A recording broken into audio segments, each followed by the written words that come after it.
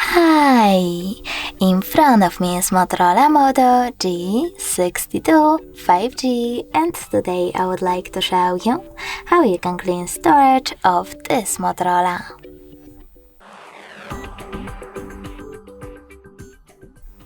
First of all, you need to find and open an app called Files.